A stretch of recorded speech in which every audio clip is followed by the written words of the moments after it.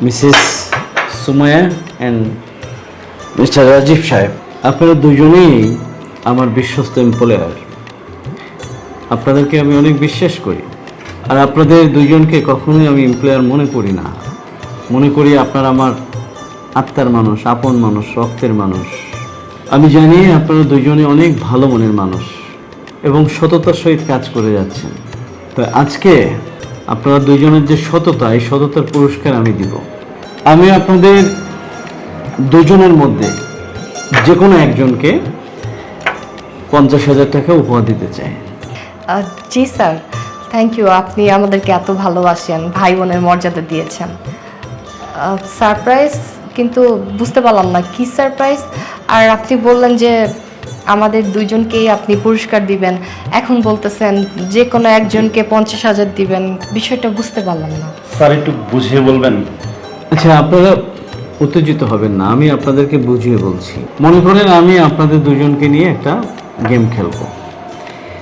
এই গেমে যে উইনার হবে, আমার কাছে মনে হবে তার সততা অনেক বেশি। কি আপনারা কি রাজি আছেন? জি স্যার, আমরা খেলবো, সমস্যা নাই। জি স্যার, আপনি বলেন।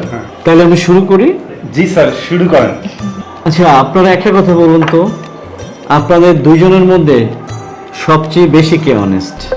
আমি মাত্র 3 সেকেন্ড সময় দিব, মানে 3 পর্যন্ত গুনবো, এর মধ্যে আপনাদেরকে বলতে হবে। 1 2 স্যার স্যার আমি তাহলে আপনারা দুইজনই অনেক বেশি সৎ। জি স্যার, আমরা দুইজনই অনেক ভালো, অনেক সৎ। যাক, ভালো লাগলো, খুশি হলাম। এখন আমার সেকেন্ড প্রশ্ন, আপনাদের দুজনের মধ্যে একজন বেঈমান আছে, এবং সেই বেঈমানটা কে আপনাদের দুজনকে বলতে হবে। আমি মাত্র 3 গুনবো, এর মধ্যে কিন্তু বলতে হবে আগের বারের মতো। 1 2 স্যার ও স্যার ও আশ্চর্য ব্যাপার, একটু আগে তো আপনারা বললেন যে আপনারা দুইজনই নাকি সৎ, তাহলে আপনারা এখন দুজনকে বেঈমান বলছেন কেন? স্যার, আমি আপনাকে বুঝিয়ে বলতেছি। ফার্স্ট অফ অল, আমি অনেকদিন ধরে চিন্তা করতেছিলাম যে আপনাকে আমি বলবো বিষয়টা, কিন্তু শুধু শুধু আমি কেন বলবো?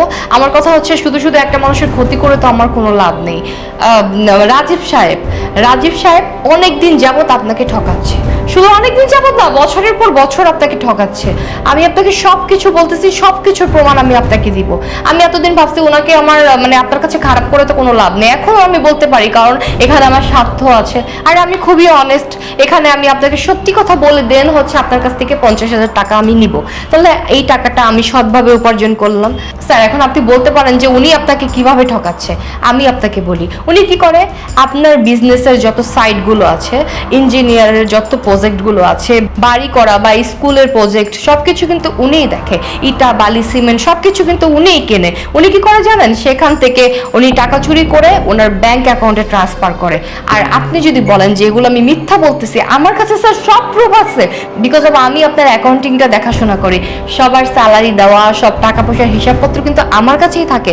উনি যে টাকাটা ট্রান্সফার করেছে, সব কিছুর স্ক্রিনশট অ্যান্ড সব কিছুর রেকর্ডিং আমার কাছে আছে। হয়েছে আপনার বলা, এখন তাহলে আমি বলি।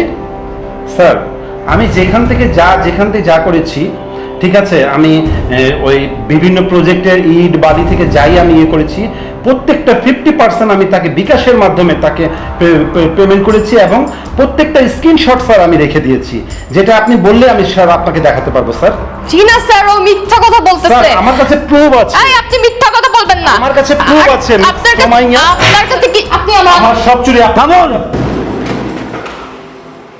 এই তাহলে আপনাদের দুজনের সততা, তাই না? হ্যাঁ, আমি আপনাদেরকে পরীক্ষা করার জন্য না এই কাজটি করেছি। এখন তো বুঝতে পারছি আপনারা দুজন একজনই সৎ না।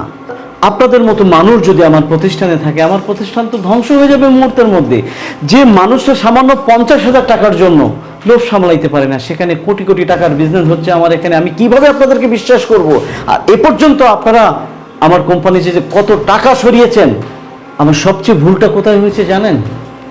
আপনাদেরকে আমি আপন মানুষ মনে করেছিলাম, আপন ভাই বোনের মতো মনে করেছিলাম, কিন্তু আপনারা না এসে বিশ্বাসটা রাখেনি। আর আপনাদের মতো এরকম মানে কর্মচারীদের জন্য না প্রত্যেকটা প্রতিষ্ঠান ধ্বংসের দিকে চলে যায়। স্যার প্লিজ আমাদেরকে মাফ করে দেন স্যার, আমি বুঝতেই পারি না। আমি ভাবছি যে আপনি কখনো বুঝতে পারবেন না, আপনি অনেক ইন্টেলিজেন্ট, আপনি কিভাবে সবকিছু বের করে স্যার আমাদের একটাবার সুযোগ দেন স্যার। স্টপ, কোনো কথা না। এই মুহূর্তে আপনাদেরকে ফায়ার করলাম, আর বাড়িতে যে দিন গুনতে থাকেন কবে পুলিশ আপনাদেরকে ধরবে। আমি আইনের আশ্রয় নিব এবং আপনাদের যত অপকর্ম আমি সবগুলো খুঁটিয়ে খুঁটিয়ে বের করব। এখন আসুন, স্যার। আসুন।